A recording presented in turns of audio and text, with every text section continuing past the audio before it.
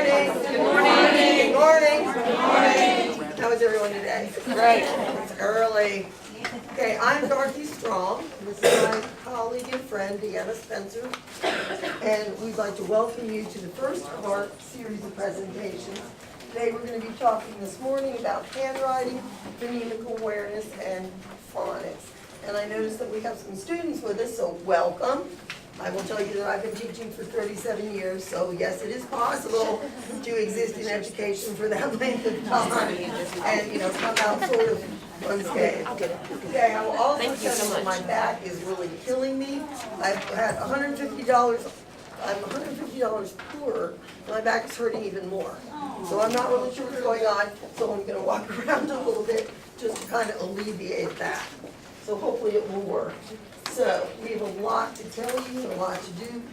We usually do something like this in a full day, so we're going to try to do a Cliff Notes version in about 90 minutes.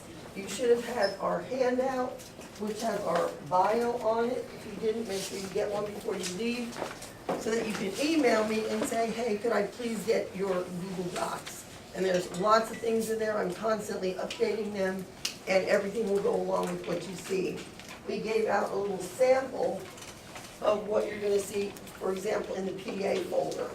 So, and remember, for the people who just came in, you'll need to email your grade level that you need, because I have folders for K to 1, 2 to 3, and 4 to 6. So you'll need to let me know if you want the handwriting folder. That's something completely separate. Okay? So let's go ahead and get started. We're going to begin by talking about multisensory instruction. We hear that all the time. Dan and I are both CALTs, which means we're certified academic language therapists. Are any of you all CALTs? Okay, good. So I'm going to have to go ahead and just talk very briefly about multisensory instruction, particularly for our students that are in the back.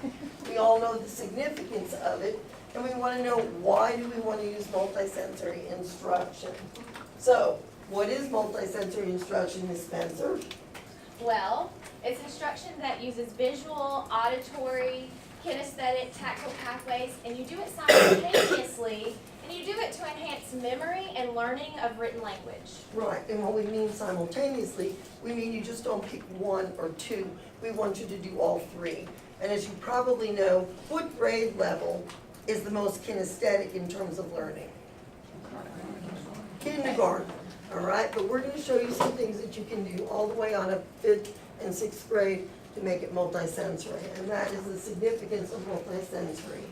What I always tell people is, if you only use 2 modalities, visual and auditory, if the visual is weak, really how many modalities have you used? Just 1, which is why you want to use all 3 of them as we go through. We know that MSLE has several components to it. As you know, simultaneous and multisensory. They must be systematic and sequential, cumulative, intensive, explicit, and direct. Direct instruction does not mean worksheets. Okay? It means you are actually engaging students and directing them. It is diagnostic. How do we diagnose or evaluate students? What do? We observe. What else do we do? How do you evaluate your students? Formative assessments while they're doing your, taking little tally marks. Okay, what else? Is assessment necessarily something for a grade? What's the purpose of assessment? To see if they get it, but to see what? What kind of job I've done. All right, if I've had my class who doesn't know what we're doing and they take that assessment and I see that, that is a reflection on my what? Instruction. So we need to make sure that we're constantly diagnosing. It's very interesting to me because I work with a lot of small groups. And I sometimes go to the gen ed teacher and I say, did you know X? And they go, no, because we only do peer work, all right? So we want to be up, around, and moving, hearing what our peers are doing when we do that partner work, or listening to our kids at the table as they come to the small group table for us. It also needs to be synthetic and analytic. When we synthesize something, what do? We put it what? Hello? We put it what? When we analyze it, we take it So we're gonna go ahead and see that. And what we do is we introduce all of our lessons. We added another step to multisensory, and that is the discovery. And everything that we teach through a discovery modality. So, whoops. Why do we use it, Ms. Powers? Well, research indicates that everyone processes information differently. So multisensory instruction allows our students to use a variety of modalities to input and organize and retrieve that information. And we know that struggling readers, dyslexics in particular, have a great deal of difficulty inputting, organizing, and retrieving that information.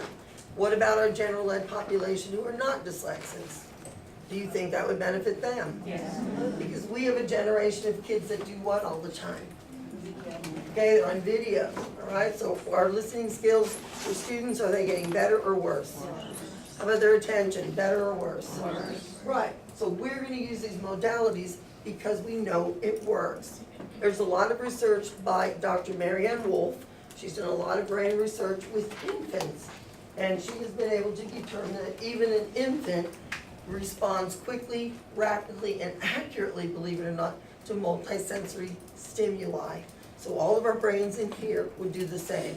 The great thing about multisensory too is that it's engaging because everyone is involved with more than one sense. And we know that the product of engagement is achievement. So if you want your kids to achieve, you want them all engaged, and this gives you a vehicle to do that. Okay? So we also know that the more senses we use for our instruction, the more likely students are to learn it, to maintain it, and we know that MSLE is effective in all settings. We encourage it to be done in whole group, we encourage it to be done in small group, and if you have that luxury of tutoring, like some of you may do, we also use it in one-on-one instruction. Got it? Got it. Oh, please, got it? Got it. There you go. All right, so let's go ahead and talk about handwriting. Why do we teach handwriting? Turn and tell the ladies next to you, why do we teach it?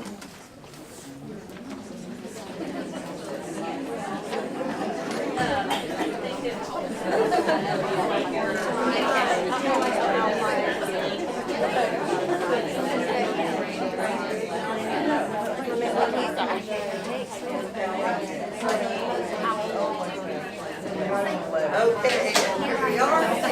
So, tell me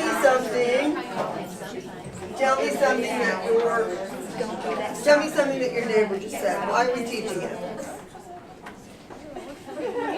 Well, she was saying that she came from Texas and they did have a curriculum for handwriting. Now she's in a different school. Okay, why would you want to teach handwriting? Tell me something that your neighbor said. Oh my gosh! So we did. Okay, thank you. It engages the brain. Why else? Our neighbor here said that if you write it down, you're more likely to remember it. Exactly. What else? Did anybody say, by the way, we have a law? Yeah. Okay, that is the least important reason as to why we do it. We're gonna see what some of the research says. So let's take a look. Again, if you agree, we'll alternate. That research shows that significant links between children's early attempts at writing and their developing knowledge about how books and printed materials work and how words on a page can create meaning. So it shows those links between their early attempts at writing and helps them develop knowledge about books and printed materials. Okay, we know that writing by hand engages the brain in learning and activates what we call the reading circuits. I would encourage you to look up the work by Dr. Stephen Graham. Stephen Graham went ahead and did some work where he had some students write some things and used MRI pictures to see how the brain was engaging. When they were writing by hand, the same areas of the brain used in reading activated. When he had those same students type on a keyboard, those areas that are used in reading were completely dark. Turn and tell your partner, your neighbor, what does that suggest to you about handwriting?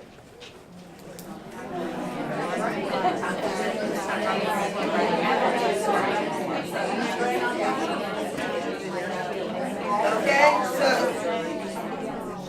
so you said the brain on, yeah, you want your brain on writing. What else? What did your folks say? Mine is you feel it, basically, it's that feeling of movement and your muscles and. Muscle memory, right? Motor memory. We need to get that so the kids can be automatic in their handwriting. What else? Somebody else we haven't talked to today. We said that it engages your brain. Right, and the research does show it activates the reading circuits. A lot of people hand out worksheets in the morning while they're doing teacher biz. That is not intensive direct instruction for handwriting. I used to take pictures of all the students. I go around to a lot of schools, by the way, in our county. I do 14 elementary schools.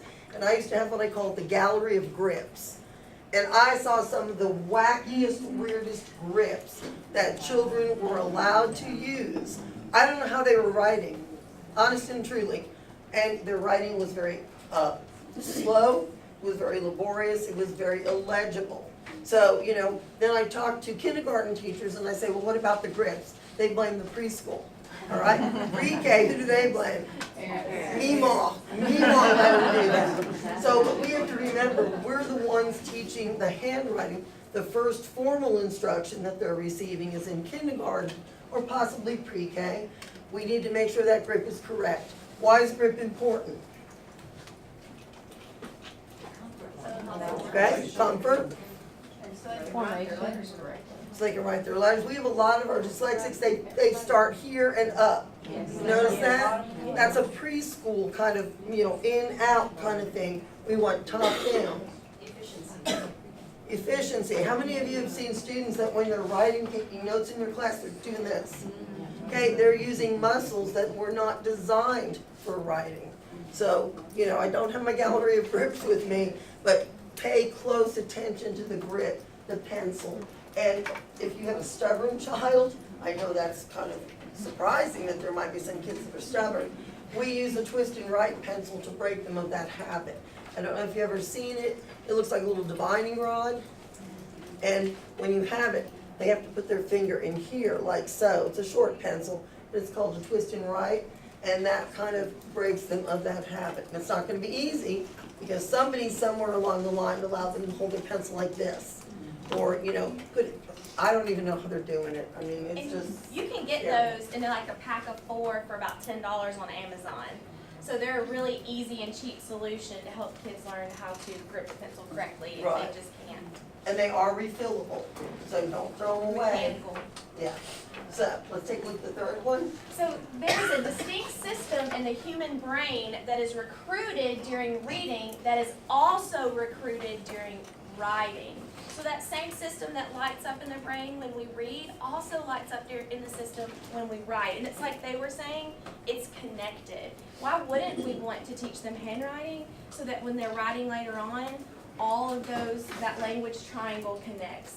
The reading network develops as a function of handwriting and printing experience. And we know that handwriting, not keyboarding, leads to adult-like neural processing in the visual area of the brain of a preschool student. We know that the research shows, and Stephen Graham is behind a lot of this, 5 to 10 minutes of direct intensive handwriting instruction in kindergarten and first grade will prevent probably about 95% of writing difficulties in the later grades. So is it worth the effort? Absolutely, absolutely. So let's look at for older students. The accumulation of data over the last 20 years indicates that automaticity in handwriting is an essential prerequisite to the production of high-quality, creative, and well-structured written text. We know that if kids have to spend brain power thinking about how to write the letter, that what they put on paper isn't going to be as good as what they could have done if their handwriting was automatic. Okay? We know that there's evidence that there's a strong relationship between handwriting and the quality of written tests. They had done a study where they took a sample of writing that was extremely messy and illegible, and they gave it to some college professors, which you can relate to grade. And that paper, because it was so messy, those students with that test paper actually ended up with a D. They took those papers back, they had them redone, neat handwriting, gave them to a different group of professors, very legible, neat as a pin, they all got B's and A's. So handwriting does make a difference. I can tell you I taught general ed middle school for 10 years, way back in anyway. And, if I have 150 papers to look at, and I see one that's messy, what am I likely to do? Yeah, and move on, because there were just so many papers that I was grading, I needed it to be legible. And of course, way back when in the 70s, yes, that's 19, not 18, we didn't have computers. So I couldn't say to those kids, well, go ahead and type it. So it was gonna have to be handwritten for me. And this goes back to what we were saying a minute ago, that research indicates that the more fluent the handwriting is, the more working memory is available, and this allows writers to use a space to develop more complex ideas and to produce higher level thought-provoking text. Okay, and until handwriting becomes automatic, it is a drain on resources. What we're talking about, the cognitive area of the brain, all right? If I sit down and start to write and I have to wonder, where does this letter start? How do I form this letter? What does the capital look like? Is it lowercase? What do I do? Is it a swing up stop? It must be automatic. What people don't realize is children's handwriting, and in particular cursive, will continue to develop all the way up through 10th grade. But they have to be required to use it. This was kind of an odd thing to me. I have a group of 4th and 5th graders that I'm using with Take Flight in the mornings. And, they'll say to me, do you want this in cursive? And I say, absolutely. So I talked to them to see if their teacher was requiring them to use cursive, and they said, no.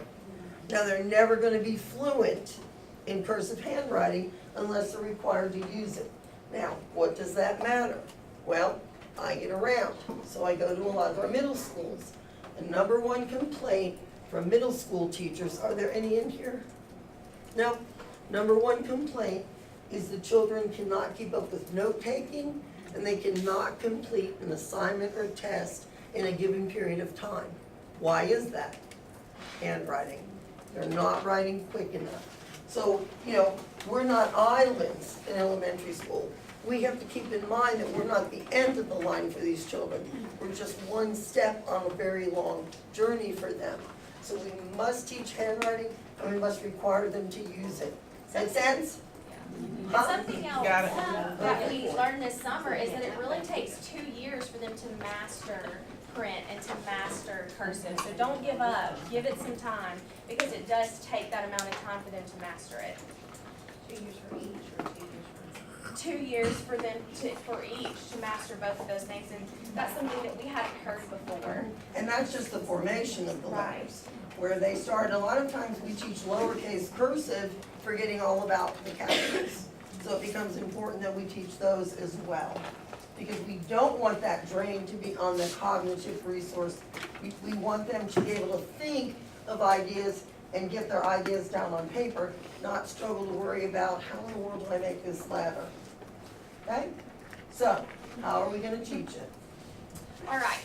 I heard some of you guys talk about how you're using handwriting without tears and things like that. And in our county, we didn't have any money for a handwriting curriculum. But thankfully, it was Dorothy to the rescue, because you don't need any money to do this. All you need is the files that she's going to open to you if you send her an email. So I'm going to show you how to do some multi-sensory handwriting. Remember, we want to use all of the modalities we can at one time. So we're going to be using handwriting talk. We're going to be using whole body movements. So the first thing is that Dorothy used some of the procedures that they use in Take Flight with handwriting verbiage, and she's created those for all of the lowercase and uppercase print letters, and also for the cursive letters. And we call that handwriting talk in some of the younger grades. So what we're going to do is we're actually going to say the handwriting talk as we write the letter. And what that does is it gives the kids directions for how to write it. And I've actually seen kindergartners, when we're sitting at the small group table and doing what spells, which we're going to show you in a minute, if they forget how to write the letter, they'll say that handwriting talk. They'll be like, pull straight down, back up, push over. That's how they remember. They have a memory clue to remember to do that. And you had a child on Dibbles. Yes, this is how I knew it worked. I have a child who has recently been diagnosed with dyslexia, and we knew that it ran in her family, so we kept close tabs on her. On letter naming in kindergarten, she got to a letter she didn't know, and she used the strategy we taught them is if you're not sure of a letter, trace it. She traced it and said Z within the 3 seconds. And that's how I knew that this was powerful, because it gave her something to help her name those letters. And we've had a lot of success with it. Okay, so the first thing you're going to do is you're going to write the letter on the board, which I don't know if I can do that here, so I'm going to show you this. And I'm going to say, okay, class, this letter is an M. What letter is this? M. What letter is this? M. What letter is this? M. Today I'm going to teach you how to write the letter M. You guys know that we've been learning all week that M says like man, So today I'm going to teach you how to write the letter M. So notice that I'm teaching them how to write the letter M when I teach them the sound of the letter M. So we're connecting it all together. Okay, now this is real talk. When you use this handwriting verbiage, it can be a little uncomfortable and you might not remember what to say. So I always print it out and have it at the board with me. So I'm going to do that today too. So I want you to watch me write this letter. M. Pull straight down, back up, push over. Back up, push over, stop. Now watch 2 more times. If you can join me, I want you to join me. And as the teacher, I'm actually writing it on the board, okay? So see if you can say it with me. M. Pull straight down, back up, push over. Back up, push over, stop. One last time. M. Pull straight down, back up, push over, back up, push over, stop. Good job. Now, have they written anything on paper yet as your students? No. No. See, we go right to the paper immediately. So I've told them what letter it is. They've watched me trace it, and now we're going to skywrite. So when we skywrite, we want them to take their dominant hand and put it out to the front with 2 fingers. Take your other hand and put it somewhere on the top of your arm. And you know, with younger kids, sometimes I'll have to tell them to like, get your camera ready so that they're looking at that letter. We want them to make that visual in the air. So when they skywrite, they're going to say the letter, and then they're going to say the verbiage as they write the letter. All right, are you guys ready? Do it with me. Pretend there's an M. Pull straight down, back up, push over, back up, push over. Now, good. How many times do you think we're going to do this? 3. M. Pull straight down, back up, push over, back up, push over, stop. Okay, and naming the letter gives them more opportunities for those accurate pairings. We know that kids need those. The average kid might need a couple, but kids that are dyslexic might need 500 to 1,000 or more. So every time we do that, we're making more accurate pairings. So we're going to do that 3 times. We still haven't done anything on paper. The next step is to take it to bumpy pads where they can trace it. And we had some around here somewhere. I think I have one in the box. You've probably seen them before. They're like knitting mats is what we use. I don't knit, so I don't know who has time to craft. So, you know, I don't know. But anyway, they're very cheap. You can get them at Hobby Lobby or Walmart. These are for little kids. Yeah. This size. We cut them up all the time. They come in shapes like stars and circles and squares. And all of our kindergarten kids have a big one like this. And so what we'll do is we'll print out a large handwriting sheet. We like the book by Preventing Academic Failure, their handwriting print book. It's very cheap. Comes out of EPS. It was developed by teachers, and so we really like that. And we'll actually have them put the bumpy mat on top of their big M. They use 2 fingers to trace. And everybody in the room, we're all doing it at the same time. So we put our bumpy pad down. We have our 2 fingers. I want you to trace on the desk with me to practice. We say the letter M. Pull straight down, back up, push over, back up, push over, stop. And And sorry, go ahead. we do it 3 times because the research tells us you need to do something 3 times consecutively to lock it into memory. So now they've had so many repetitions, let's take it to paper. We're gonna ask the students to name and write on their papers, guess how many times? 3. Now, in our kindergarten, we actually do about 2 letters a week, just kind of depending on if our kids are mastering it. And they're in constant review. We never give them up. We're doing them all year long. And so when we teach them these handwriting, we're teaching everything at the same time. When we teach the letter sound and the letter and the handwriting, we might take 1 page and work on it the entire week. You know, we're going to work on the big M for a day or 2 and then make some normal size M's for a day or 2, maybe just 5. So 5 to 10 minutes is all you need. Now what about cursive? It's the exact same thing. In our 2nd and 3rd grades and 4th grades, now that we have this law and we do handwriting grades through 5th grade at our school, we're doing it the same way. Doesn't matter. And all of that verbiage is included in the handwriting files that Dorothy can open to you. So you don't need anything to do this. Right, and the trick for the cursive is really the connection, right? The kids can form the letters in isolation, and when I first started teaching it, I made a terrible mistake of not recognizing that fact. So I did my dictation, and I said, say tip. Tip. Okay, we unblended, and then they started to write, and they wrote T beautifully, I beautifully, P, but they didn't connect anything. So I was like, oops, you know, I didn't think at that moment, well, just put a period after I didn't think, but I didn't think that no one showed them how to connect it. So in my handwriting folder, there is a lot of connected practice, starting with common letter combinations, vowel digraphs. Those bridge letters are just killers W's, for those B's. kids, those B's going into the L's. So there's a lot of that practice in there for you as well. The tracing patterns, they're in there as well. So you've got some large ones. There's some work from the Orton Gillingham Fellow, Janet Jones. There's a lot of trace, copy, cover, close. Lots of different things in that file that you probably want to get to. Now with the older kids, you're going to fade out you saying that verbiage, and they're still going to say it for a while. And you know what? Some of them are going to need to say it for a long time because we want this to become automatic so they don't have to deal with this anymore. One thing that I learned from Dorothy is I know, especially when we work with kids that are dyslexic, they make tons of reversals. They make them in their writing and they make them in their reading. Well, you better believe if they're making them when they write, that they're making them as they're reading.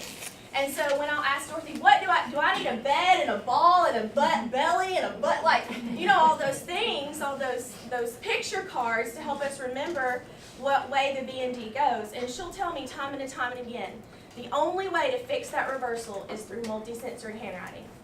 Okay, and it's going to take a while. It is. So if teachers are expecting it to be very quick with our dyslexics and our struggling reading population, it's not going to happen.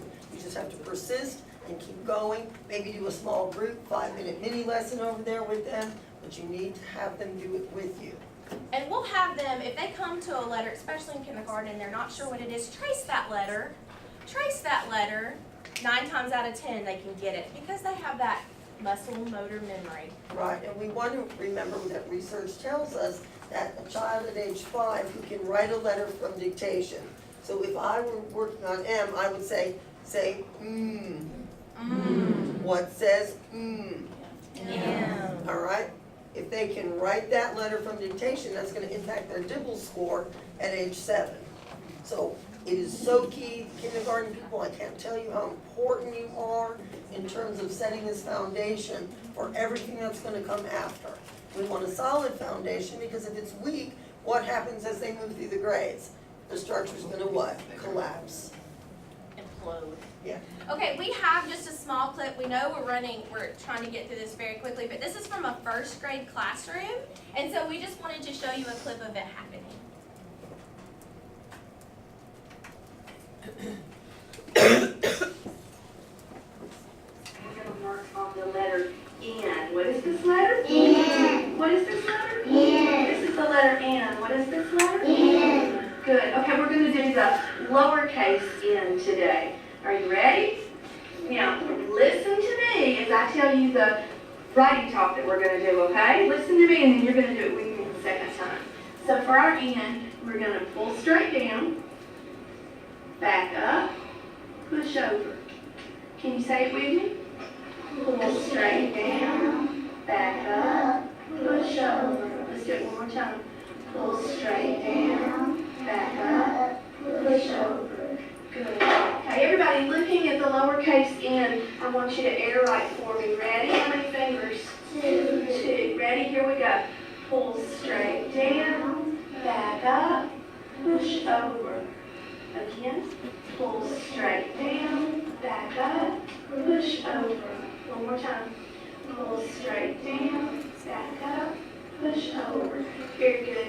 Now, use your bumpy pad, and let's look up here. How many fingers? Two. Use your helper hand to keep your bumpy pad still, just like you did your paperwork. Here we go. Ready? Pull straight down, back up, push over. Again. Pull straight down, back up. You can see her bumpy pads. She actually used shelf liner, like the Rolo shelf liner. So just something to provide some tactile feeling. I'm gonna tell you, if you go to Hobby Lobby, I'm always looking to cut corners, and you go into the We like section those though. where they have this, they sell small circles about that big, and that's what I use for my upper grade students using cursive. Easy, and you would think, well, what kid in their right mind in 5th grade is gonna write on that? When we don't use it, they say to me, are we gonna use those little bumpy notes? And I'm like, absolutely. And we go with it again, because even at that age, it's something so different and something so unique, and they are successful with it. The other reason I like the plastic better is the other day I was working with kindergarten and anyway. Have your own. We had Clorox wipes, wiping them off, and they do, and they last forever, and they're just a really great. I mean, they're like they're like less than $1 a piece, so they're great. And we do know that dyslexics need to write to learn to read. That is a research-based fact. For a dyslexic, learning happens at the end of a pencil. So we have to get those dyslexic students writing. Is it gonna hurt the non-dyslexic? Absolutely not. Because I see more non-dyslexics who can't hold a pencil, who can't form a letter correctly, than I see with my strugglers. Okay? So some of the things that we use for people who need more practice, we have those large tracing patterns. In my file, you'll see the cursive ones, you'll see the print ones. We use the strategy of trace, copy, cover, close. Are you all familiar? Anybody is or not? Where are the is people? Trace, copy, cover, close. Ooh, we need to talk about this. Is a Okay. good one. This is a strategy, an OG strategy that you can use for anything. Some teachers are using it for number recognition, Lunch numbers in Right. the lunchroom because they can't Roots. remember. roots, suffixes, whatever. And so you have everything here for tracing, and you name the letter and trace with the verbiage. So if this one was D, we would say, name it, D. and we would say, under, over, stop, trace back around, pull straight up, pull down, and release. And they're gonna do it with me, okay? What are we gonna do here? Copy. Copy it. And we're gonna do it 3 times, all right? What letter are we working on? D. What sound does it make? Okay? Name and write. D.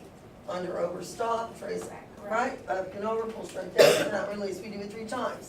Then we fold this over here so we can't see a visual representation. We've covered it. What letter are we working on? D. What does it say? Name and write. D. Now, I'm looking, right, because I'm floating around seeing what everybody's doing, all right? And the hard part about these that I noticed is the trace back around. When they curve under, over, stop, they're supposed to trace back around. So being able to watch them as they do it is such a great diagnostic tool. So this is not something they're doing on their own. You're watching and taking formative assessment notes in your mind. Right. How many times are we gonna do it? 3. And I'm constantly asking them, what letter are we working on? What does it say? Name and write, D, and I'm looking to see that they're forming it correctly, all right? So I'm not done because I need to close. So I've got this, my kids say it looks like a little burrito, okay? We close here, and then I say, now, close your eyes, name and write, D, and we see how they do it. We're trying to get it locked into that motor memory. You can use this with basic sight words. You can use it with lunch numbers. We've been using it with multiplication facts. This is something that when I talk to parents, when I do a screener or I have struggling parents, I send home blank ones of these because you can just do them on line paper. You can do them on the back of something. You don't have to have resources to do this. They can practice their spelling. I mean, just Right. anything they're struggling with, But they need additional the practice. key is you must give them the trace pattern. Yes. Whatever it is, because you need it to be correct. Okay? So that's a great OG strategy, trace, copy, cover, close. There's some of the work that came out of the Orton Fellow, Janet Jones. Lots of her stuff is in there in the handwriting folder. And then there's that connected practice. You'll notice I'm not really forming letters, am I? I just have them doing swing up, stop, pull straight down, swing up, stop, pull straight down. Getting that motion. Now, due to time constraints, we're just showing you the meat of the lesson.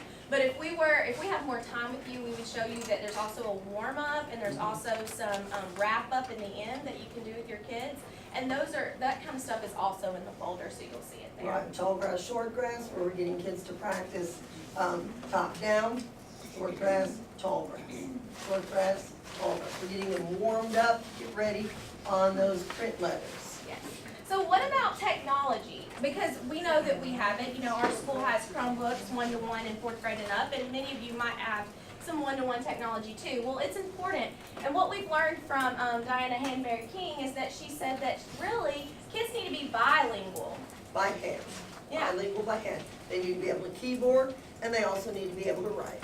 So that says that after studying students in grades 2, 4, and 6, those who used handwriting wrote more words, wrote words faster, and expressed more ideas than those who used keyboarding. And this is the only thing that makes me a little bit nervous. We know that we're getting a new assessment, and if there's a writing component again, and if it's on the computer, we're going to need to make sure that we refocus our efforts on adding that as well, because we don't want our kids to be punished because they can't type fast enough, or Right, they're they looking don't for the know. key. Where Yes, is the so key? and we're gonna have to do, I know that at our school in particular, we're gonna have to do a really good job of making sure they are bilingual by hand, because we've got smart kids, we need them to get their thoughts down on paper or on the typing for the test. Okay, we also know that studies on note-taking, and that would relate to the college folks in the back, students who write on a keyboard are less likely to remember and do well on the content than if they are writing by hand. Ladies, do you find that to be the case?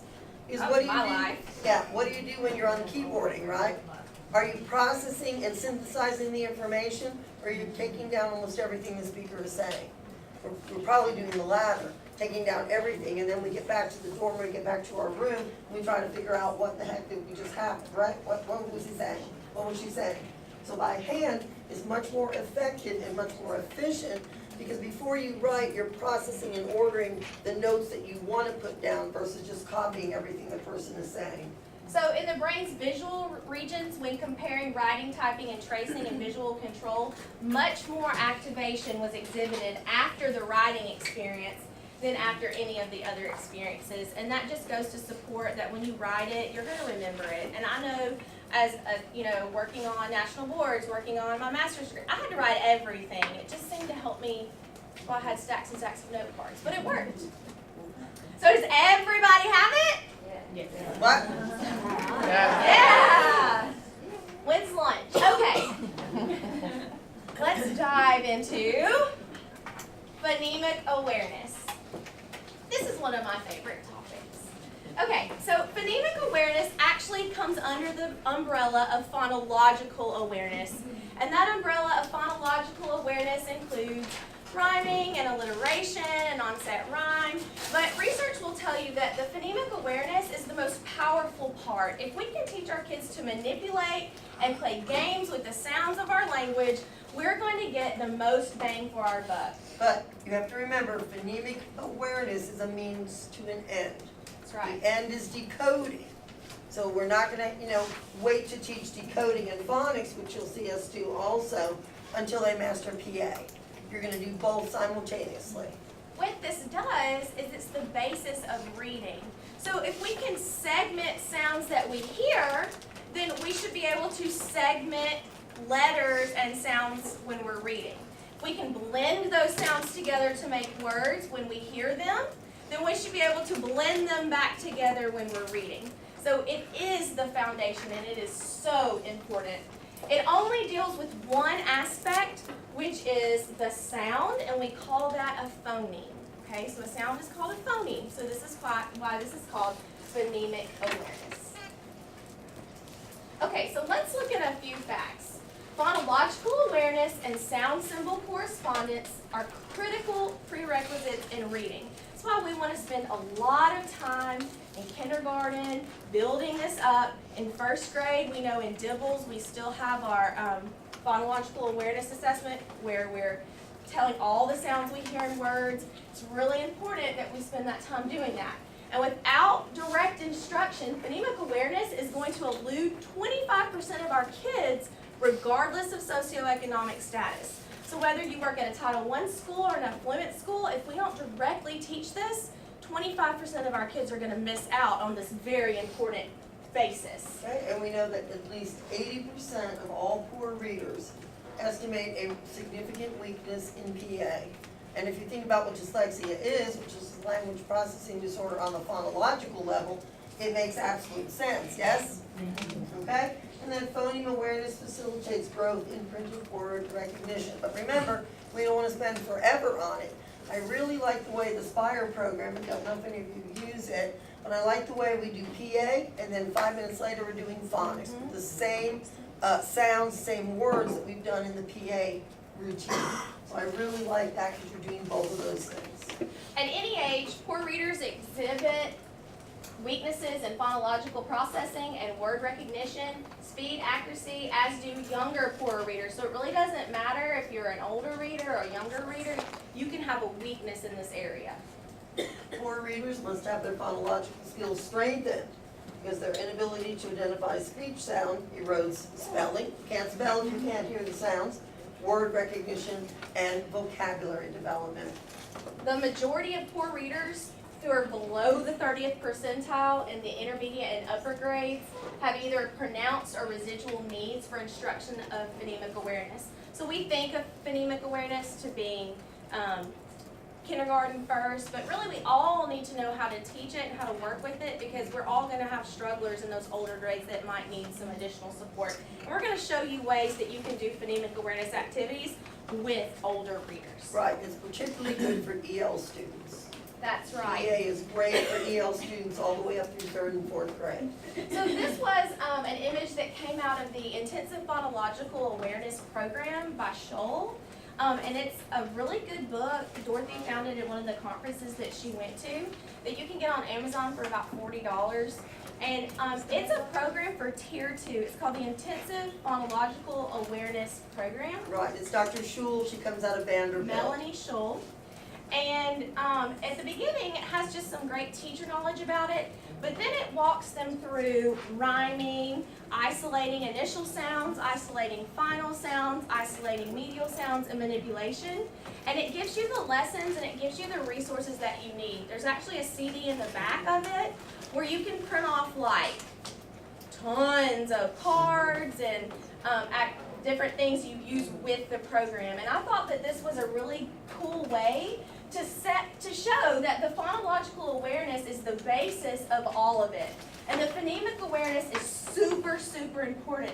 And at the same time that you are doing phonemic awareness, our kids are actually learning the alphabet and they're connecting the alphabet with the sounds. So we know that's the alphabetic principle, and this is happening simultaneously. And once they understand that letters represent sounds, and we put those sounds together to make words, we have phonics.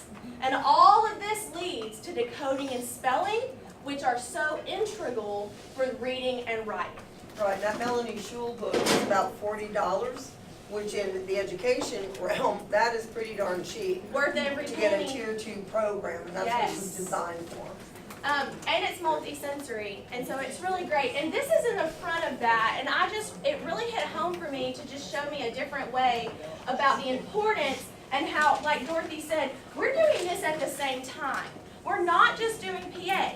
We're teaching them that alphabetic principle, and that all comes together for the phonics and the decoding and spelling, which you have to do the reading and writing. All right, and just like we talked about in multisensory, we go from simple to complex. So when you're working through these levels of phonological and phonemic awareness, we also need to go from simple to complex. From the beginning, we're just going to segment words into syllables, like how many syllables do you hear in hamburger? But we can't stop there. In the next session, we're going to tell you what you need to do next with syllables. But we have to start with our kindergartners there. How many syllables do you hear? We're going to do rhyme. We're going to do alliteration. And in Scholl's book, you'll see that there's actually 5 levels of rhyme that you can take your students through. And that generating rhyme is the most difficult thing to do. And a lot of times, that's where we start. I know on our kindergarten report card, that's what they're expected to do, is to generate rhyme. And so we leave out all the other parts of rhyme. Right, like saying 2 words to them and asking them, say cat, hat. Cat, hat. Do they rhyme? Thumbs up, yes, thumbs down, no. We start off with that. That just doesn't mean we just do it one time. We do it repeatedly until those kids, even in a small group, get it. Then we move on to, I'm gonna lay out 2 pictures. Okay, what is this? You know, chick, lick, whatever.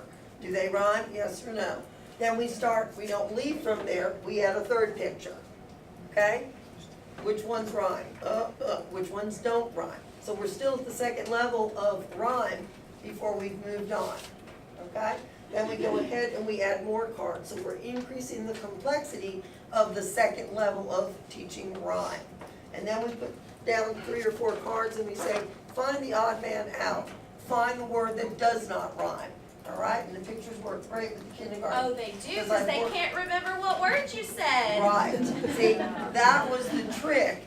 I don't know if some of you use Sound Sensible, which is the pre-spire, but the kindergarten folks could not remember what those words were, and you're asking them which words rhyme in, you know, Mary had a little lamb, this is why they can't remember it, and you're doing those kinds of things. So teachers ask me, can you give us some pictures to lead them along? And you'll see those in there as well, because it's too hard. I mean, and then the last thing you're gonna do is say, give me a word that rhymes with, you know, hat. And then you have them generate. But this is gonna be something that you're gonna work over a very long period of time, not just, you know, a week, and then moving on to another skill. And then think, can't 2-syllable words rhyme? So then you can even move to that level. So I think I have the book in my bag. I'll look when it's Dorothy's turn in a minute and see. But it's really eye-opening to be able to see that it's not just give me a word that rhymes with cat. And no wonder some of our kids struggle there, because we haven't gone back to the beginning and worked our way up. For the phonemic awareness, we also need to go from simple to complex. So we need to go from onset rhyme segmentation and also blending back together when we give them the onset and rhyme. Now, what word is that? We're going to segment initial sounds, because that's the easiest of this progression. From there, we're going to move to final sounds. Then, blended sounds. I don't know about you guys, but when I say draft, they want to say j for that DR. Or it's hard for them to isolate that D sound from that blend. So that's very difficult. So we don't want to do that until they've mastered this initial and just first sounds. And also, things that we've noticed in doing first sound fluency now that we've moved to Dibbles next is that continuate and stop sounds. Sometimes, you know, if we have a kid that's really struggling, we might give them words where the continuate sound is the first sound, like ma. So they have more of a chance to hear it. And then once they've got that, we'll move on to, like, I don't know, button with that stop sound of b. So even that in there, you might notice. Finally, you want to delete sounds and manipulate sounds. And we're actually going to do that activity now. So are you ready? Ready. Okay, I have passed out, or Dorothy has, a bag of tiles. And if you don't have enough tiles at your table, if you'll just share. I stole these from the math people at my school. I don't know about you, but we have a lot of boxes of foam manipulatives lying around. And one multi-sensory way of working with PA is to use manipulatives. So anytime you can. You'll notice that there are 2 green tiles These green tiles are going to represent our vowels today. We chose green because our intervention kids use Spire. They're struggling anyway. The last thing we want to do is tell them that vowels are green in Spire, but they're red in my classroom. So, green, okay? The rest can be any color as long as they're the same. And my Take Flight kids bag these up. So if you're missing one, I'm sorry. You know, y'all got 4, not 5. I'm sorry.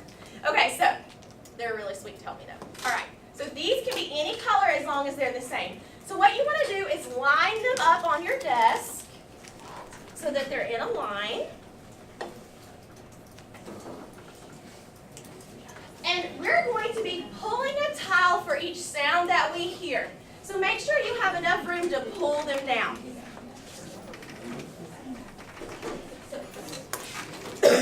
I'll tell my kids, when you're ready, give me a thumbs up.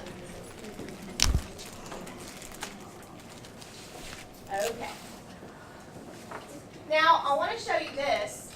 In Dorothy's files, okay, we know kids do better sometimes when they know where to put things. And so we had Dorothy make a sheet that has a big box at the top. This is where they can just line up their tiles. Then when they segment sounds, they'll pull them down. And then when we want them to read it, they can touch and follow the arrow and read. With kindergarten kids and strugglers, I like to put like a star sticker or a dot here too so they know this is where I put my finger to go. So this is in the files as well. It's really helpful. Okay, so the other thing I want to tell you is that I'm going to be showing you what we're doing today, but in PA, it's all about the sounds. So when you're doing this with your kids, they're not going to see this. Today you are, because we're learning. But when you're doing it with your kids, it's going to be all auditory. Does everybody understand? Okay, so when you pull a tile for a sound, here's what I want you to do. Let's pretend that we're doing t, okay?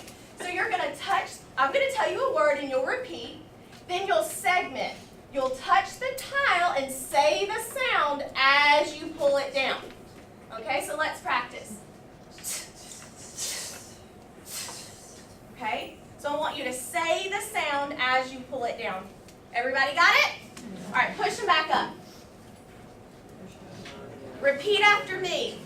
Pill. Pill. All right, let's do it on our hands first. I-O. Now let's do our tiles. I-O. Now what color should that I be? Green. Green, right? Because that's your vowel. So, yeah. So your consonant sounds are going to be whatever other color you have.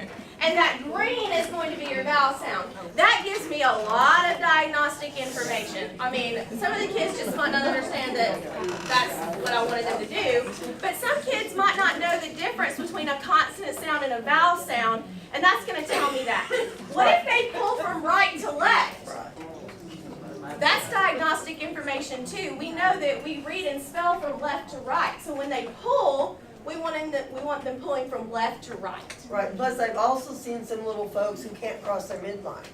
So that's another thing I'm looking at. If they do this, this, and then this, I'm like, let's try that with one hand, and they just cannot come across their midline. So that's all informal assessment for me. Yep. All right, now that we have it, push it back up. Let's do it one more time, and then we're going to do some manipulation. So once we pull this, leave it. All right, listen and repeat. Pill. Pill. On your hands. I-O. Tiles. I-O. Did you get it? I bet you did. All right, so if they didn't get it, stop, because they're going to manipulate the wrong sounds. So we want to make sure that they got it right. We don't want them manipulating the wrong thing. Okay, so here's where they would not see this, okay? So I would say, now change the p to b. And here's what I want them to do. I want them to touch the p and say p. Okay, touch it and say p. Now slide it up. Pick another one and say b. All right, now let's touch them all again. So so we can review what it is. We know that we have working memory issues, so we want to review every time. Ready? Turn and tell your neighbor what word you made. Notice how we're practicing blending too. Okay, now change the B to Ready? B. All right, let's touch and sound. Whisper in your hand what word you made. Hold it up when you know. Let it go. Don't even say it. I love that strategy because it gives everybody wait time to say it, hold it, let it go. We're working on active engagement at the same time we're working on multisensory. Right, and we have a lot of blurters. So we want to stop that by giving them these additional motions. So That's we're right. controlling the movement and we make them stop. I'll say, whisper it in your hand and hold it. And you know, the ADHD kid is like vibrating. But they're able to hold it in. And They have to pee. Right, I'm controlling their movement, and that's what that's all about. Yeah. They love it. Okay, ready? We just made mill in case you forgot. Now change the to s. All right, touch and sound. All right, tell your neighbor what sound or what word you made. All right, last one. Change the s to. Ready? Touch and sound. What word did you make? Fill. All right. Okay. So this is the lowest level of manipulation. Once we have gotten this really good, then we can manipulate the last sound. Then we can manipulate the blends and the vowel sound. So this is the lowest level, and if you're not manipulating at all, then you're missing out on a big bang for your buck and a very important skill that our kids need. Right, if you look in the handout, I gave you the second one. They're called phonics strings in my file. This is what we would do with an older group. Again, with those kind of tiles. All right, mood to made, to main, to mean, to moan, to mood, to mood. And believe it or not, yep, they can do it once they have got that foundation laid. Then when I do phonics with it, I give them these, because the trick is, and they're in my files as well, It's the phonics version. right, it's hard to find the tiles with the AI, the EE, and the whole bit. So they're in there for you as well. And they're green, because vowels are green at our school. Okay, it doesn't matter, just be consistent whenever you do. I don't care if it's red, just be consistent. They've got enough struggles. Okay, so this is a way to take it to phonics. The other thing that we'll do a lot of times is we may practice, like, I know like for vowel R's and things, we'll practice this first with the tiles, and then we'll practice it again with the tiles, but then we'll actually, what we call map it, graph it, then we'll write how to spell the word underneath each tile with an expo marker. So we'll still practice pulling, and then we'll add the letters, the graphemes to that. Tell them about the bingo ones that you guys use. Yes, we also use bingo wands. Did you know that people are obsessed with bingo? Now, in our little town, bingo is a huge deal. We made $14,000 at Fall Festival last year off of bingo. Okay? Because it's like, I did not know. And those people in our town were like, why do you keep giving me these $2 cards? I want a quarter card. Anyway, we have good prizes. Y'all should come up because we need some money. Okay, so, but bingo is a big deal. And they sell bingo wands that look like those magnet wands that come in science kits. And they sell bingo chips that are magnetic. So what happens is, those bingo players just slap that wand on the card and all the chips come up. You can get them for cheap on Amazon. I bought like a pack of 300 bingo chips for like nothing, and a pack of 6 wands. So what we'll do is we'll pull the sounds like Is Using the bingo chips. Using the bingo chips. Then we'll name and write it. F-I, this time it's L-L. Maybe we've learned the floss rule. Then you take the bingo wand and you slide it and it grabs all of the chips as you blend the word. Fill. Kindergarten just loves it. Loves it. Bring out the bingo wands. Who knew? Who knew? So search for bingo wands, bingo chips. If you've got some science kids with magnets laying around, they probably have them in there. That's all they are. Okay, so for older kids, you can still do this, and it's still important, and we leave it out. Here's an example. I'm just going to show it to you. If we had them do it by syllables, and I said pull a tile for each syllable you hear, and hamburger, hamburger, okay? They would turn and tell their partner, then delete the burg and hamburger. And what new word would you have if you deleted burg and hamburger? Hammer. Now change the ham to clam. Okay, they're all doing with their tiles. Yeah, this is all with their tiles. They're not seeing anything. What would they have? Clamor. Change the clam to gram. Grammar. Now add a pro in initial position. Programmer. So you can use the same strategy, but for older students. You can manipulate complex vowel patterns, vowel R's, vowel teams. You don't have to let those die. You can manipulate syllables. You can manipulate affixes like prefixes, suffixes, and you can manipulate roots. Right, the last page of the handout is one of the morphology PAs, where you start out and you're doing cis, then you make it resist, and then you make it resistant. So you're adding tiles as you're building it using morphemes. So that would be a much higher level skill for grades 4, 5, 6 on up, but it's still PA. And the great news is they love it. I know we have a third grade group going right now in Tier 2 that's more advanced phonics. They're missing some of those vowel R's and vowel teams, and they're having a hard time spelling. So the other drill that we do every day is practicing pulling tiles. Then immediately we'll do SOS. And it's made a big difference in their ability to be able to spell it. So if you'll go ahead and put your tiles back in your baggie, you guys can turn those in when you leave. And we're going to move on to phonics. Thank you.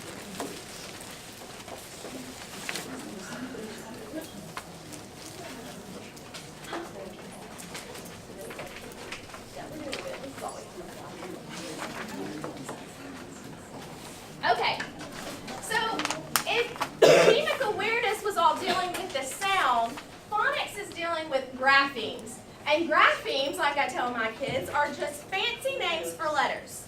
Now, graphemes don't have to be just one letter. Like the grapheme for could be ER, or is ER, because it could be IR too. So graphemes are just fancy words for like a set of letters that represent a sound. So phonics is that relationship between the letters and those sounds. Effective phonics instruction helps students use that relationship to read and also write. So to decode and then encode. We need that for both. It includes blending, segmenting, letter-sound correspondences in reading and spelling. And you can see with the phonemic awareness, blending, back together, segmenting, apart. You see why that's important that we have that PA for this phonics. Right, so we're analyzing and synthesizing, Right, which is multisensory. Okay, Dorothy, you want to trade off with me? Sure. Okay, we know that we had a meta-analysis done, and there was support for emphasizing phonics to raise reading outcomes for students, especially minority students and struggling readers in grades 2 through 6.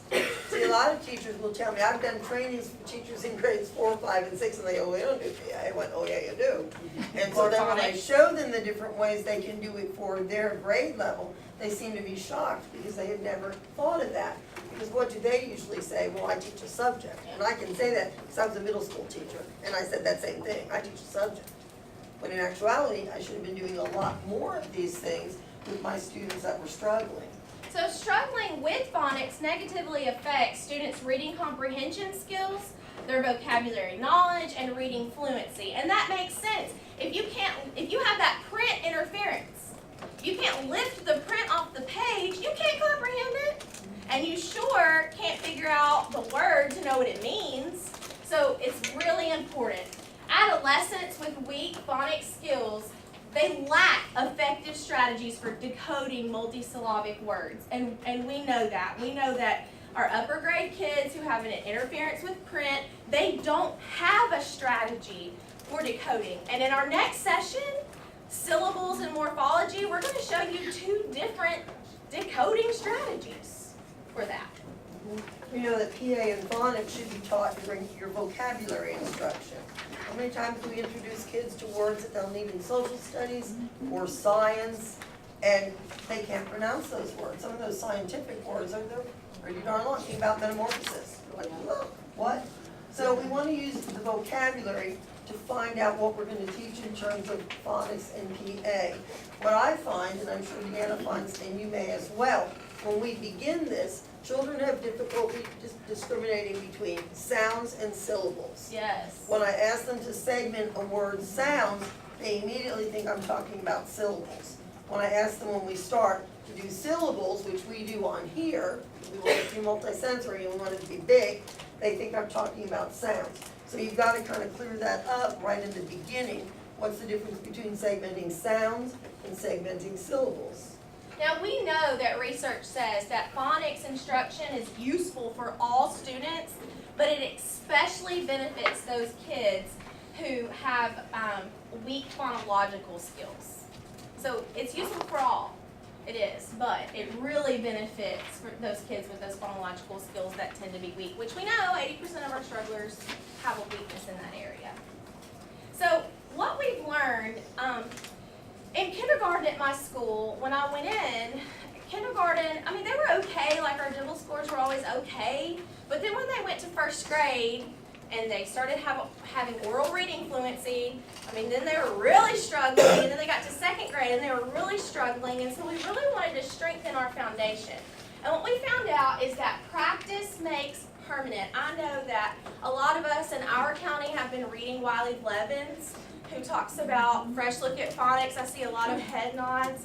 And one thing he says is that it can take 4 to 6 weeks to make something permanent. We need to review a new phonics skill for 4 to 6 weeks. Well, in our kindergarten, we review it the entire year because practice makes permanent. And one way to review it is to use our deck. Now, in MSLE, when we went through that training, this is the deck that we got from there.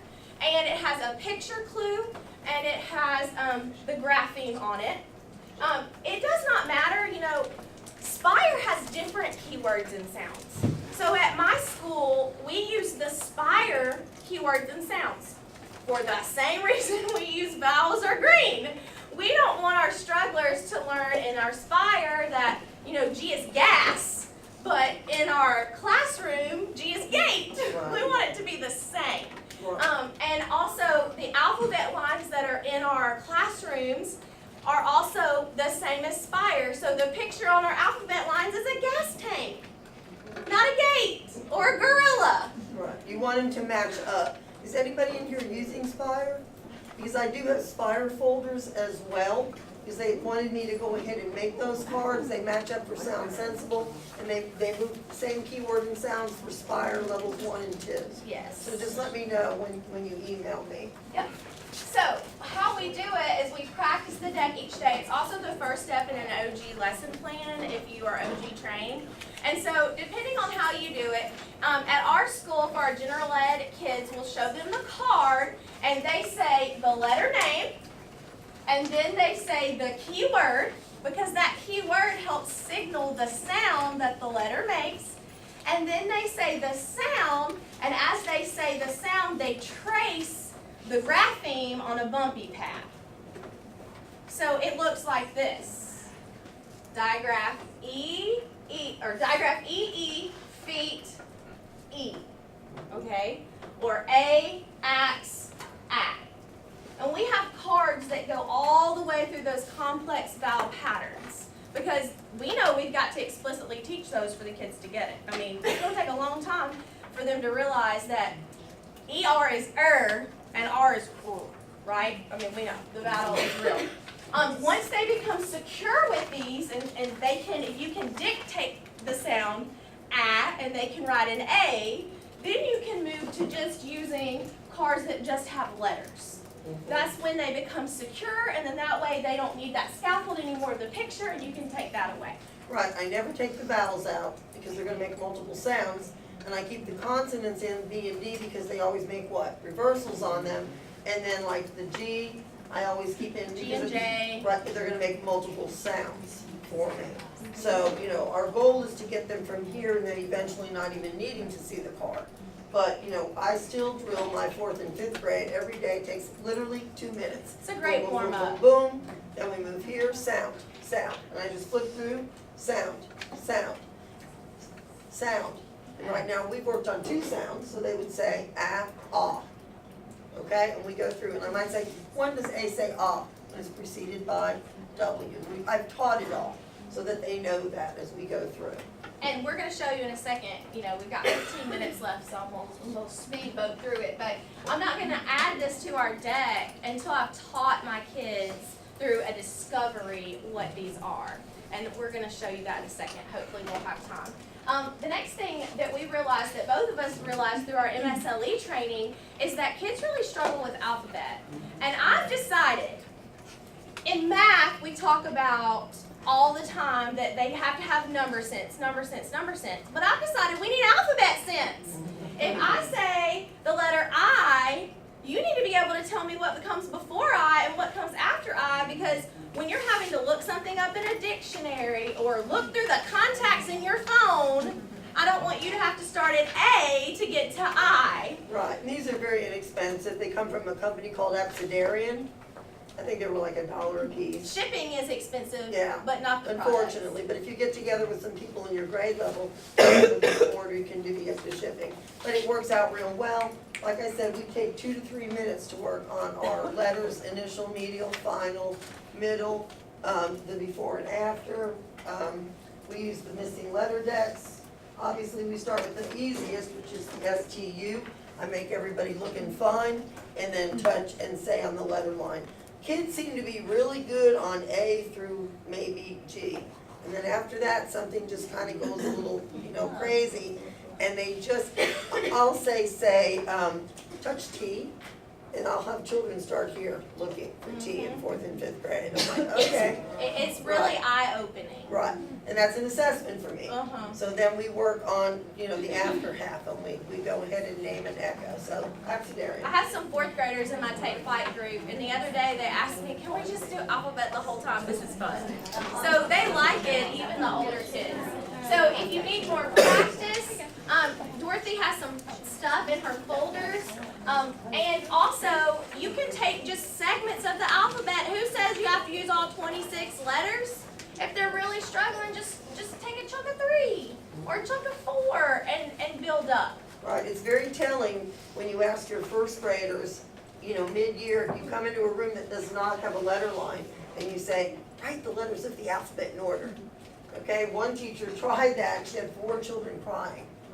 Because without that letter line, they were not able to write those letters. That's an assessment, right?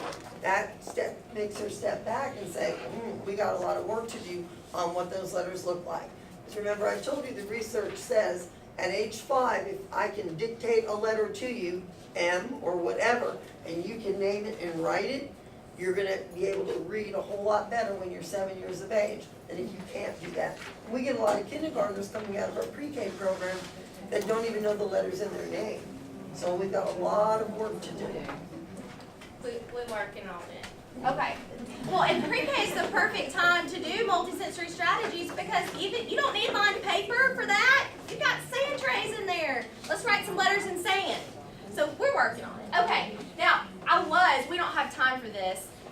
Dorothy and I go all over the state training, and so if you want more time with us, call us. But what I was going to do is have you jot all the ways that you can spell long E, because there are a lot.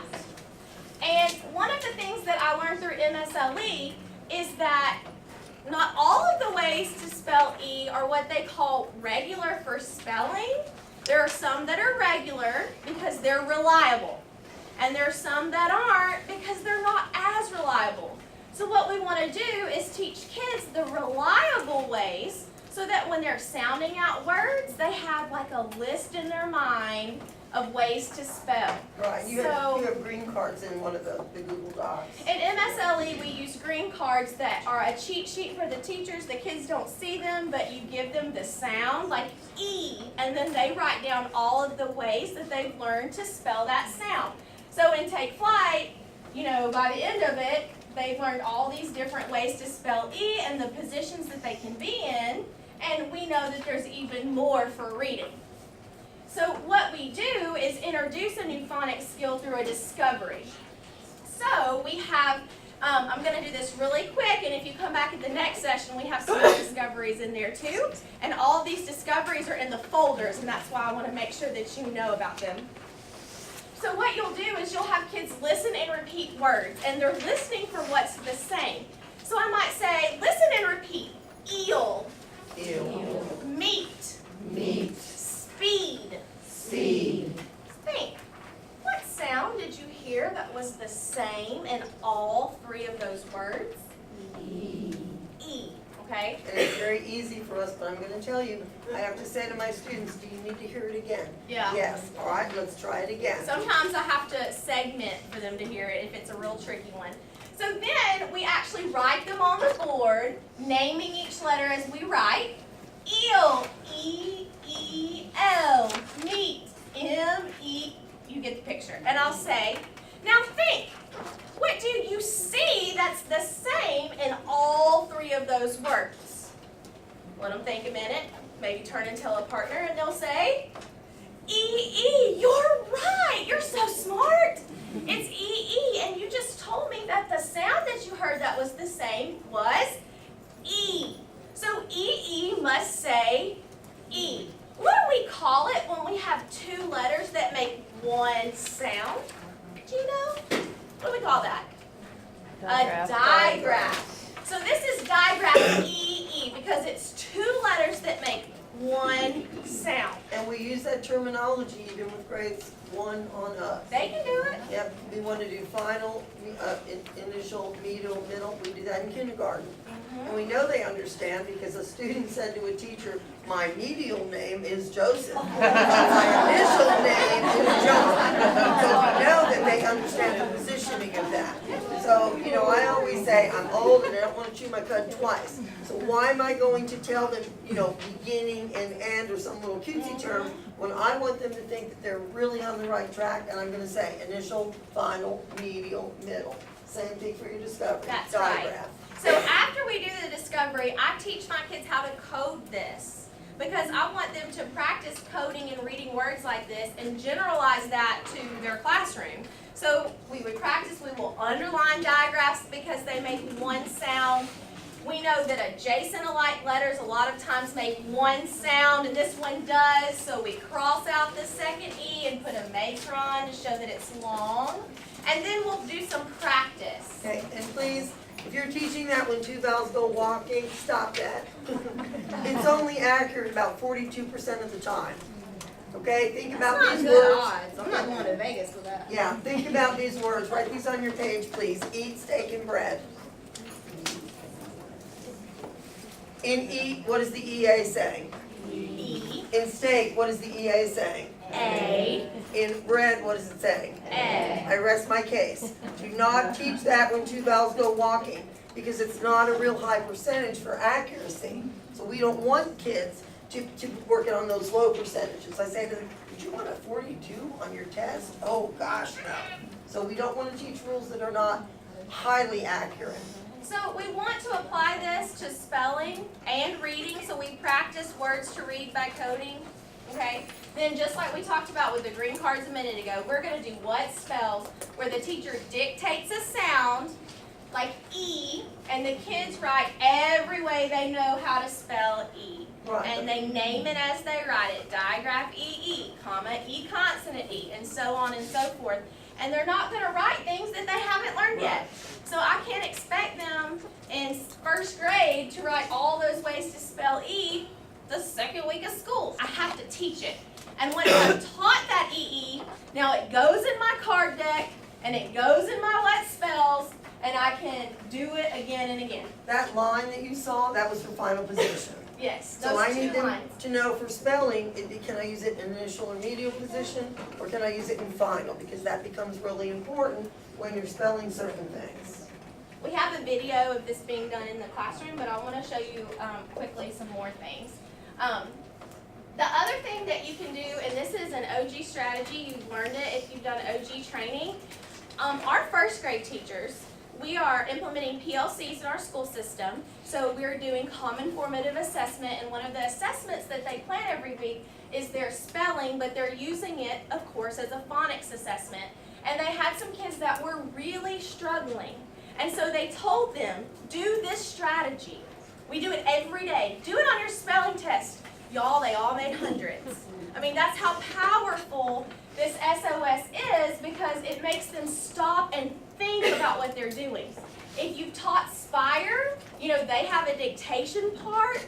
I like this better than that, but it's just a different strategy. Right, and those cards are in the chart section in my Google Docs. We know that kids need a procedure card to help them remember what to do, and heck, teachers do too. I do.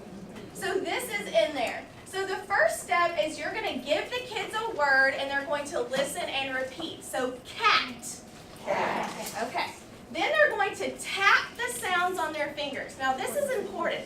When I tap sounds, I'm going to tap them out to you, right? But when they tap sounds, they're looking at their hand.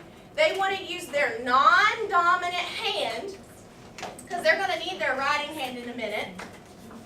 And when they tap, you want them to tap from left to right.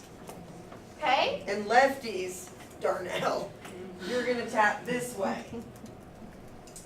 So you have to watch those left-handed kids, because you want them to visualize the sounds and the letters on there. So in kindergarten, this can be done. Sometimes it takes two people, but it can be done. Reading coach, teacher. Okay, so here's what we do. I'll say, take the hand that you write with and put it flat down. We call this their catcher's mitt. Get your catcher's mitt ready, because I'm going to throw it and they're going to catch it. Okay? Okay, so dominant hand down, the hand you write with, catcher's mitt's up. I'm going to throw you a word. I want you to catch it and say it. Are you ready? Cat. Cat. All right, now let's sound it out on our fingers. At. Now we're going to name the letters. C-A-T. Pick up your pencils. Let's name and write. Ready? C-A-T. Now, if you've taught them how to code words, you might say code it and read it. If you haven't, read that word, cat. Try another one really quick. Your dominant hand down, catcher's mitt's up. Okay, you ready? Fish. Fish. Fish. F-I-S-H. Name it right? F-I-S-H. Code and read. We'll say a vowel and a close syllable is short. Code it with a brief. Underline digraph S-H. What's that word? Fish. Now, you can do this with multisyllabic words. Dorothy was talking about tapping them out on her arm. So it would look like this. Let me think of a good one. Humbug, right? Kids love that one. All right. What we're going to do is we're going to catch it, and then we're going to tap it on our arm. So just kind of follow me. Are you ready? Writing hand down, catcher's mitt's up. Humbug. Humbug. Humbug. First syllable, hum. Let's sound it out. H-U-M. Name it right? Right. H-U-M. Second syllable, bug. Bug. B-U-G. Name it right. B-U-G. My word is humbug. See, they don't realize that we're spelling in syllables, which is where this comes in. Did you see where A first, second, third, and fourth, it's a really long syllable. You can also do prefixes and suffixes. We have signals with a pinky, like if I said, give me one. Release. Release, right? Release. So they see that you put your pinky out. That means there's some kind of, we'll do it like this if there's a prefix, and like this if there's a suffix. So when they spell it, they just grab it and say re, R-E. So they don't have to try to sound it out. Because we want them to see it as a unit. So with a prefix, we have a finger, this finger, our index finger. And for a suffix, we use our pinky.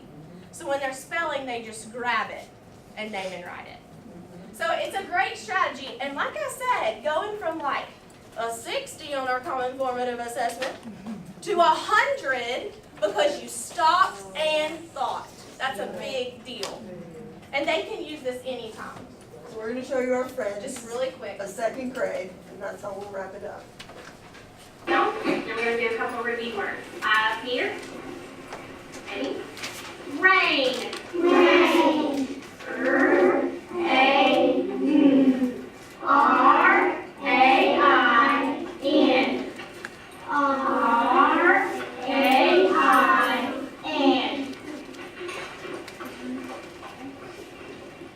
Hate. Hate. A-N. Okay, I want everybody to tap. Remember practice makes permanent. Everybody tap. Ready? Hate. Hate. Hate. I'm sorry, I did it. Hate. I do it all the time. Good. P-A-I-N-T. Let's write it. Now you notice like when we did fish and when she did paint, why did she double tap on the A-I? How come it's one sound? So they have to think it's not about the letters, it's about the sounds. Each sound is a parking spot for a grapheme or a grapheme combination. Right, So they're it's recording in a wonderful. notebook, you can see there, they just date it, they do a hot dog fold. On this side, you really can't see it, they're doing the sound dictation that you do with the green cards, what says E, and then they're writing Same here. paper. Then they go on the other side, oops, they number it, however many words they're gonna do, and they do the spelling just like that.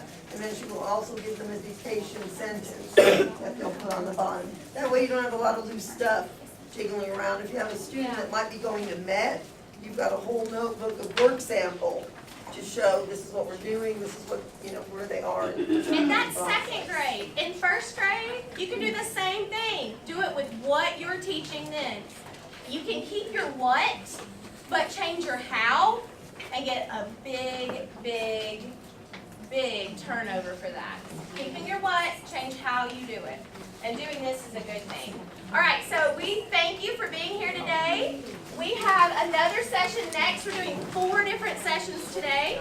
So morphology and syllables are next, and we hope you guys will join us. Thank you. If you could just drop the files